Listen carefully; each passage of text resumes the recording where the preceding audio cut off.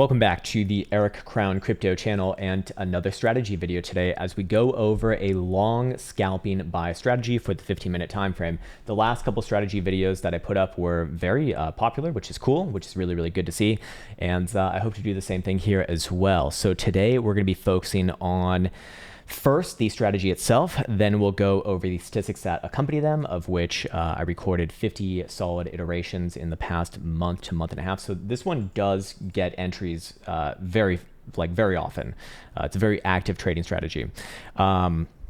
Of course, you can use this on different time frames. The statistics will be different, and if you have a bit of creativity and know-how, you can find many different ways to optimize this, both for this particular time frame, getting higher hit rates and higher P&Ls, and then also for opposing strategies, similar but opposing strategies. This indicator is very, very versatile that we'll be focusing on. So if you aren't aware of the prior two videos, one of them was a trend trading strategy that was focused on the exchange. I think it was like a BitGet exchange video.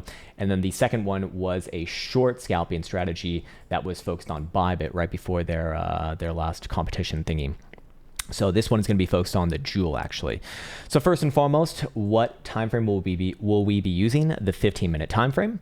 Again, you can use this on any other time frame. I would denote, however, that the higher time frame that you go, the worse results that I've observed. So it does pretty well up to an hourly.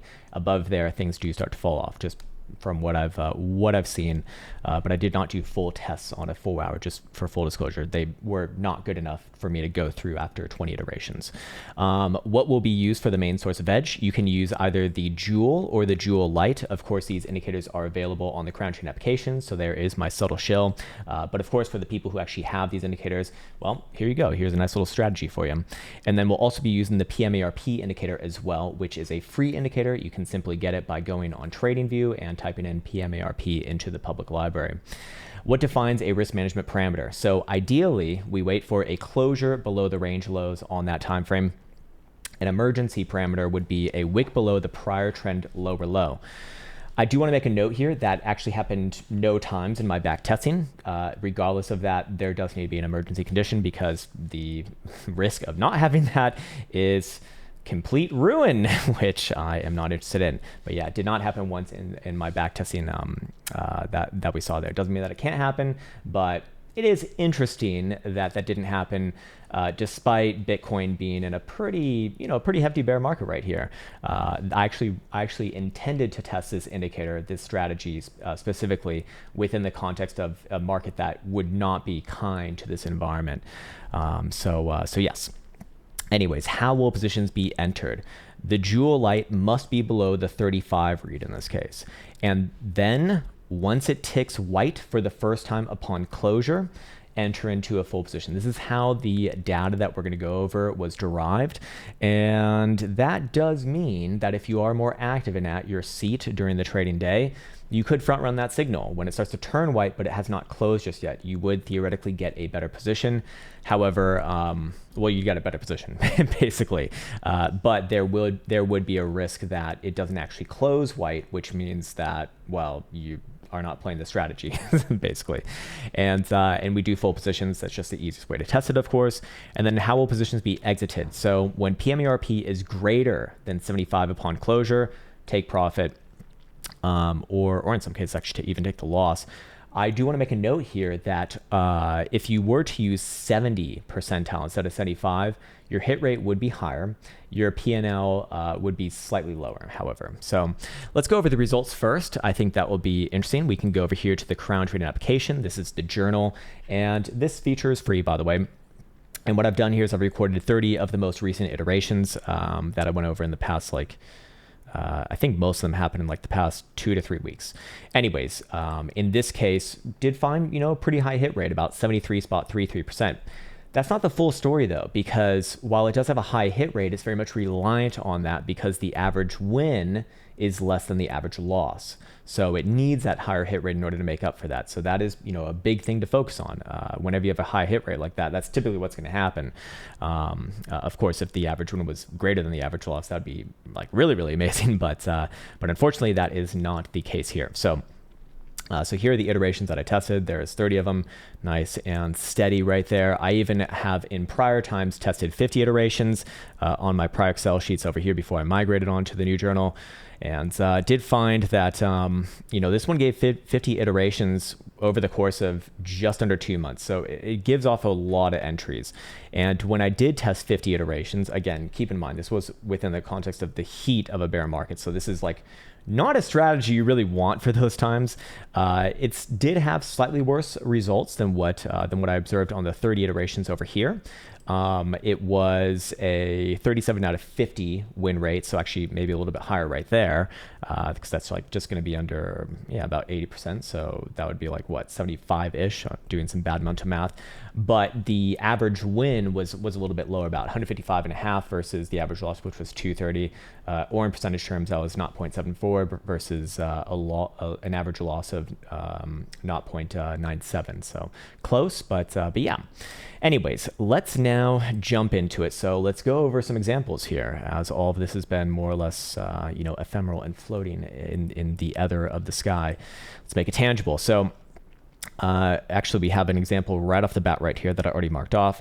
But first things first, let's go over what actually constitutes an entry. So in this case, we have the jewel light getting below 35. So once it's below 35, that's at the time when we start to look for the first tick that closes white. Where my cursor currently is right now, that is actually where it has its first closure on white. So if you're confused, then just go to the prior closure, the prior period, and look at the top left next to the jewel light. You'll see an 11.7 and it's in dark blue. That's a no-go. If I move over to the current one, 12.2 and it is white, that's what we're looking for if you want to play it exactly as intended. So after that, let's mark off our risk management. Where's the range lows right here? Well, here's your wick low right there. Boom, there's your range lows. And then where do we have our exit? When PMARP is at 75 or above 70, each one in kind of the same as far as this one goes. And this one actually, I believe, produces a loss. Let me just double check. Oh no, sorry, it actually produces a slight gain. All right, well, fair enough. Anyways, the entry right here, looking at the closures, so again, looking at the top there, is 21,082.5. So that is the entry. And then the exit is 21,131. So there is about a $50 gain in P&L. It's actually on the lower end as far as the tests over here show. So not great, but better than losing money, of course. Let's find another example. Actually, this one should be good right here. This is what I typically want to be seeing. So in this case, we have the jewel light below 35 ever so slightly, but that's good enough. Even below like 38, honestly, is fine. It's honestly fine, but these just have a better hit rate in my experience. So this would be the entry right here. Obviously, again, the one beforehand, top left-hand corner, it's dark blue still. Here we have white, so that would be the entry. So the entry is upon closure. Again, you could probably have gotten a better entry in this case. 21,878. Okay, what happens after that? Well, we see PMARP get above. It gets above 75 percentile on closure, literally the next closure right there.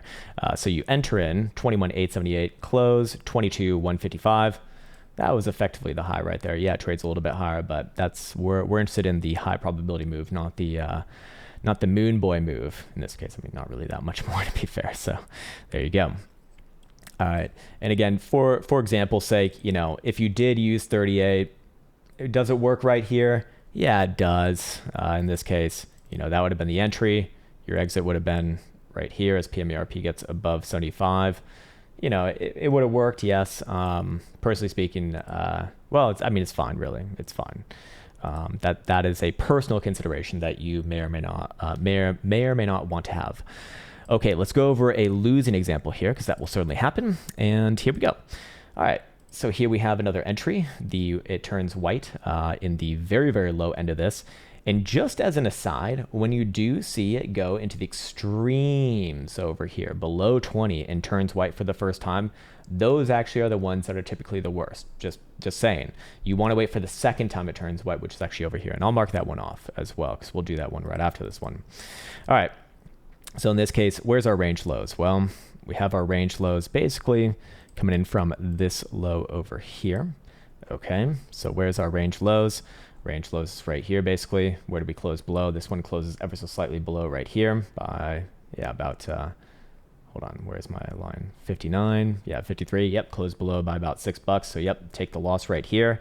So you'd have entered in 22,193 and a half, would have closed 21,953 and a half. So actually that makes it nice and easy to do from a mental math perspective, but about $200 right there. Yeah, about $200 loss right there. So that one goes in the risk category. $200, very much consistent with the average loss over here. We have 216, makes sense. But soon after that, we get another entry over here. 21,821. Again, 21,821 on closure. Where does the PMARP trade back, or whoopsies, where does the PMARP trade back above 75? Right here. So 22,009. So entry 21,821, exit 22,09 basically. So that's almost $200 gain in P&L. So here's the thing: if you do understand that nuance, then you would have avoided this one over here. You would have got this one over here. You know, pretty simple within this case. So at the end of the day, do we want to go for another one? Maybe another couple ones. Why not, man? But yeah, you know, just keep that in mind. You actually could drastically increase.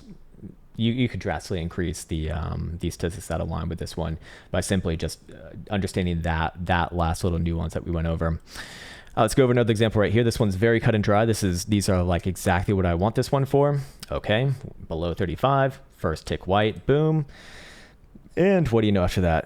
A couple closures later, trades up, take the quick little scalp. Yeah, it goes a little bit further than that. But again, those are gonna have a lower probability over time to run after. So in this case, we would have entered here, 22,379, exited 22,557, almost $200 game.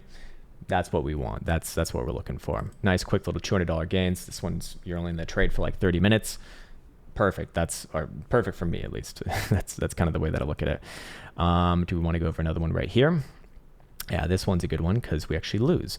All right. So in this case, again, goes below 35. We have an entry right here. Okay. But where's our range lows? Well, if we pull it back, I mean, well, yeah, shit, this one isn't, I wanted to show a loss here, but it's not really. Okay, I was going to say you should just take the loss right here, you know, based off of this. It's actually not correct because I didn't do my homework and pull it back firsthand. Here's your actual range lows where you should have it, and it makes sense. You know, that's exactly where it tests a little bit later. But even doing it in this more rudimentary way, you know, you would have had two positions. You would have gotten the good one over here. You would have gotten out basically here. Yeah, right here. So 22,270. This one was 22,290. It actually still would have been a loss even if you did hold it. So better to be more aggressive with taking this wick low because it is kind of creating a new range. And then you get another perfect entry basically like right here. So fair enough. You know, a bit of nuance right there. Again, these are considerations for you to make, not for me to make because we all have different preferences, of course. Maybe let's go over one last one, make this one nice and easy. Again, this is a really good example right here. Doesn't go into the critical zone, but you get that first tick white right around it, right here. Boom, literally buying the low. This one, you are in the trade a longer time, so not as good.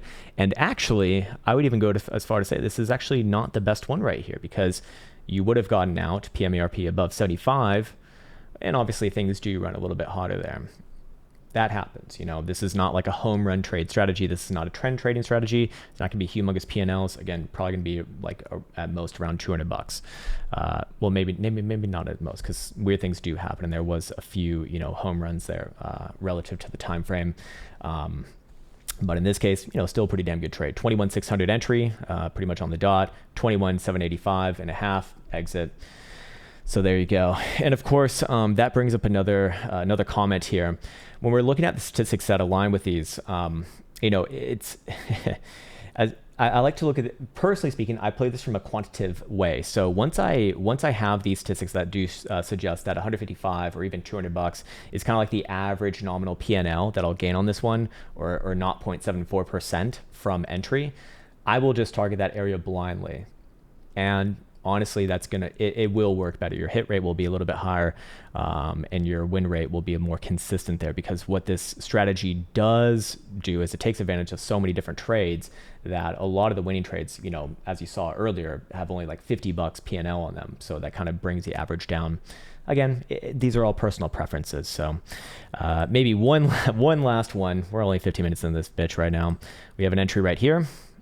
Again, jewel below 35, turns white, first tick, boom.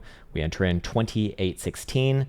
Then PMARP gets above 75 right here, 21.09. So again, almost $200 yet again. So not bad right there. Yeah, it continues to trend on, but that is not the forte of this strategy. It's not what it's designed for.